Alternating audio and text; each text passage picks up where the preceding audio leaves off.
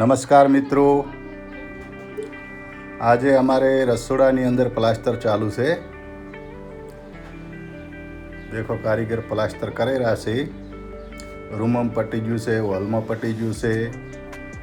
સીડીનો ભાગ હતો એમાં સીડી નથી બનાવી પણ એ ભાગે પટી ગયો છે અને રસોડાની અંદર બે કારીગર જુઓ કામ કરી રહ્યા છે.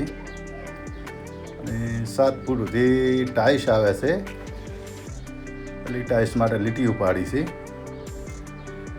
અને આ રે રસોડાનો દરવાજો છે, પણ દરવાજાને અંદરના ભાગમાં પ્લાસ્ટર નહીં કર્યું.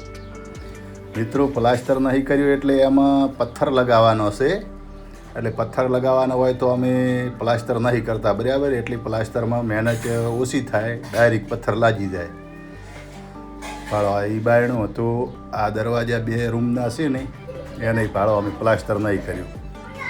અમેથી માલ છોડીને તાર ભજવાની અને પથ્થર લાગે એટલે કમ્પ્લીટ થઈ જાય. જો આ બાજુએ જો તમે આ દિવાલે જો પ્લાસ્ટર નહીં કરતા, ખાલી સિંગલ તાર બોજી જ્યાં અંદર કેમિકલથી પથ્થર લાગી જાય એટલે મજબૂતી થઈ જાય. દેખો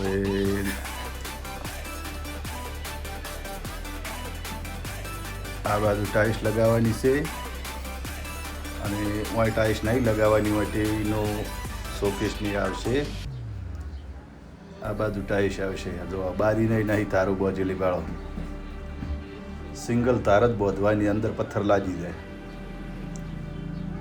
જો નીચે નહીં બોજેલી, નીચે સિંગલ જ બોજેલી છે તાર. એક બાજુ તાર બોધ જ છે, ડાયરેક્ટ પથ્થર લાગી જાય. મિત્રો,